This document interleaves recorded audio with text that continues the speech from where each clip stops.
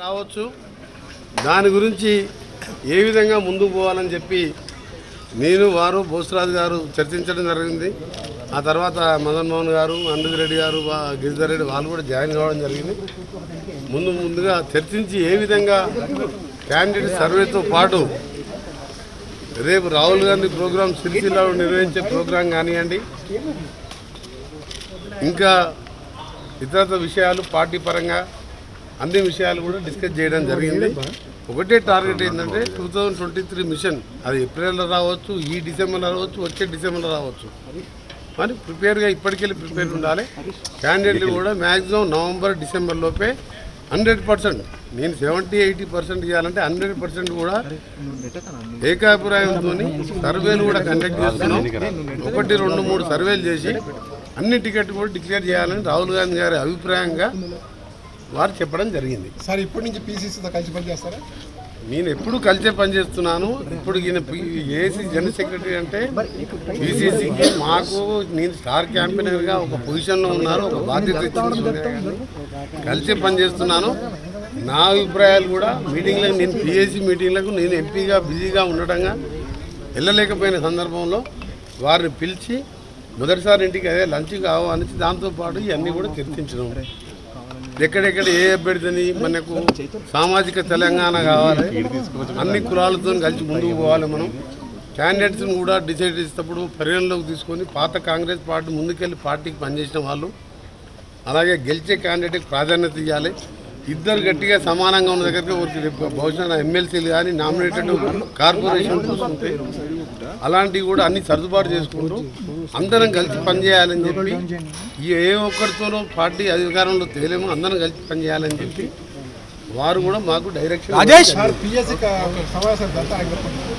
PSC సమావేశాల గురించి చర్చకు రాలేదు. ఆ కమిటీ ఉదయపూర్లో 29ని 12 కంటే ఎక్కువ మంది చెప్పొద్దని చెప్పి వారు నిన్ననే నాకు ఫోన్లో చెప్పాను. ఆ 12 మంది తగ్గించిన తర్వాత పిఎస్సీ మీటింగ్లో ఉంటాయి. నా సమయం పార్లమెంటు కాన్ఫరెన్స్లు ప్రోగ్రాం లేకుండా వెళ్తా. పిఎస్సీ మీటింగ్ పోయినా లేకున్నా స్టార్ క్యాంపెయిన్గా రేపటికి వెళ్ళి కొన్ని గ్రామాలు తిరిగి ఆ తర్వాత పార్లమెంట్ సమావేశం తర్వాత రాష్ట్రం మొత్తం పర్యటిస్తా. రాష్ట్రం మొత్తం పర్యటిస్తా. పార్లమెంట్ సమావేశాల తర్వాత చేరికలు ఆ ప్రాంతంలో మీరు వచ్చిన వారు చేర్చుకోండి. కాంగ్రెస్ పార్టీ చేరినంత మాత్రం నాకు టికెట్ ఇవ్వాలని లేదు. అంతకుముందు కాంగ్రెస్ పార్టీ అక్కడ స్ట్రాంగ్ వర్కర్ ఉండి గతంలో పోటీ చేసి ఉండి సర్వేలో ఆయన కోసం పాత వారికి ఇస్తారు. చేరిన వాళ్ళందరూ టికెట్ ఇవ్వలేము. వేరే విధంగా వారిని ఉపయోగించుకుంటాం. పార్టీ గౌరవిస్తుంది తప్ప చేరిన వాళ్ళందరూ టికెట్ లేదు కాబట్టి మంచి వారు వస్తే చేర్చుకోమని చెప్పడం. అధికార పార్టీకి నుంచి వచ్చే విషయాలు అన్నీ మీకు చెప్తే మీరు పోయి మీరు బయట చెప్తే వాళ్ళు వచ్చేది ఆపుతారు. చెప్పలేము. అన్ని కూడా చర్చకు వచ్చినాయి. షర్మిల పార్టీకి సంబంధించిన డిస్కషన్ జరిగింది. షర్మిల పార్టీ గురించి మాట్లాడలేదు. మళ్ళీ ఇప్పుడు భేటీ కాబోతున్నారు. మన పార్లమెంట్లో 18th కానీ కలిసే ఉంటాం కదా. ఈలో డీసీసీలు కూడా ఈ వారంలోనే డీసీసీ డిక్లేర్ చేస్తున్నారు. డీసీసీలతో పాటు పీసీసీ కమిటీలు కానీ ఏమన్నా మిగిలి ఉంటే పేర్లు కూడా వారు ఇవ్వమని చెప్పడం జరిగింది. అన్ని కూర్చొని డెలిగేట్స్, పీసీసీ మెంబర్లు అన్ని కూడా వారం 10 రోజులు పూర్తిగా అవుతుందని చెప్పి వారు చెప్పడం జరిగింది. కాంగ్రెస్ అధికారంలోకి వచ్చే అవకాశం ఉందా సార్? షర్మిల పార్టీ దూకుడు మీద ఉన్నది, అసలు ఆ పార్టీకి ఆయనే చెప్పింది 70 నుంచి 90 సీట్ల మధ్య 70 సీట్లతో గెలుస్తామని చెప్పి మా ఇన్ఛార్జ్ జనరల్ సెక్రటరీ గారు మేము 1, 2, 3 సర్వేలు చేసుకుని 70 సీట్లు వస్తాయని నాకు నమ్మకం ఉన్నది. నా లక్కీ నెంబర్ 7 కాదు.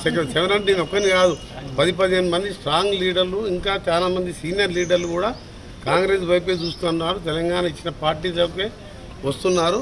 తప్పకుండా మీరే చూస్తారు. త్వరలోనే 5-6 నెలల్లో ఎన్నికలు పెట్టినా, ఏప్రిల్లో పెట్టినా కాంగ్రెస్ పార్టీ అధికారంలో. నేను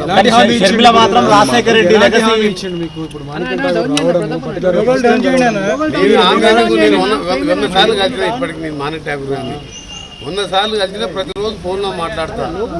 నేను కొన్ని విషయాలు అడిగినా ఆయన కొన్ని విషయాలు చెప్పిండు. ఏ విధంగా దీన్ని సిరిసిల్ల మీటింగ్ కానీ ఆ తర్వాత ఏ మీటింగ్ పెట్టాలి, ప్రియాంకను కూడా తీసుకురావాలి, ఒకసారి ఏ విధంగా తీసుకుపోవాలి, మనం వచ్చిన తర్వాత రైతు డిక్లేరేషన్తో పాటు ఇంకా ఏం చేయబోతున్నాం ఎక్కువ చెప్పుకుంటూ ఈయన 9 ఏళ్ళ ఆయన వైఫల్యాలు అందరికీ తెలుసు ప్రజలు కాబట్టి మనం వస్తే ఏం చేస్తాం ప్రజలకు చెప్పాలని చెప్పి నా అభిప్రాయంగా నేను వారికి చెప్పడం జరిగింది.